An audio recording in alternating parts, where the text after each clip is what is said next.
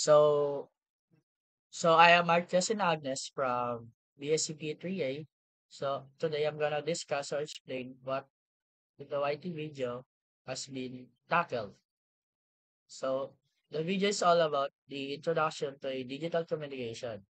So digital communication is a process wherein sending data over various channels, and this process has a four main blocks such as coding, source source coding, channel modulation, and channel itself. So we're gonna start first at the source coding. So what is source coding? Source coding is a type of channel that removes unnecessary redundancy to compress the data. So um, let's let's just say that whenever there's an image with a larger section of the same color can be compressed by representing the color once. So along with the number of times repeat itself rather than listing each pixel individually. So kunwari, merong pagsasend ng data ng may sky. So merong picture ng sky. So imbes na fi-field ng pixel yung kulay ng sky na yon, like sa example, ah, blue sky, imbes na lalagyan ng pixel na yun ng isa't tig-isang blue sky na pixel, is iko-compress na lang siya para hindi siya ano, para hindi siya malaking data na i-send.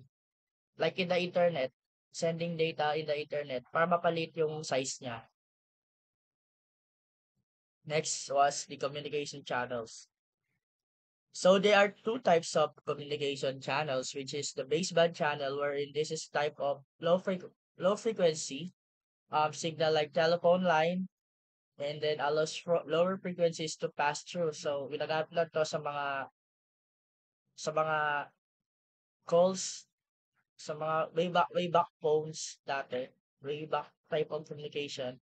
And then this is passband channel, which is ito yung ano ngayon, um medyo digital. This channel operates at the specific carrier frequency and is used to things like optical fiber, radio, and frequency communication. So ito yung pinaka-latest ngayon, mga optical fiber, mga Ethernet, okay? And radio frequency, which is hanggang ngayon ginagamit pa rin siya. So the next one was the channel coding. So channel coding is introduced controlled redundancy into data of the stream to protect against error during transmission. And the goal of this channel was to detect and correct errors that occur during the transmission of the data. So the channel coding is, nabawasan niya lang ang redundancy ng data para di siya magmukhang malabo or sira pagka sinend mismo doon sa receiver. So next one is the modulation channel. So, modulation is a type of process of converting digital data ones and zero, which is the binary, into physical waveform that can be transmitted over the channel. So, the example here is unshielded twisted pair. Digital data is converted to a voltage signal using digital to analog converter and an amplifier. So, ito na yon yung mga inaano natin like mga TV, mga phones, okay? Yung mga binaries numbers is na-convert na siya into a data. So, another example naman dito is optical fiber. Katulad siya dito sa may passband channel. So, a laser is used to convert the digital signal into bursts of light, which is mga fiber optic cables, yung mga nilalagay sa ilalim ng dagat. Isa one represented by laser being on and a zero is represented by it being off. So radio frequency, ito din wireless din.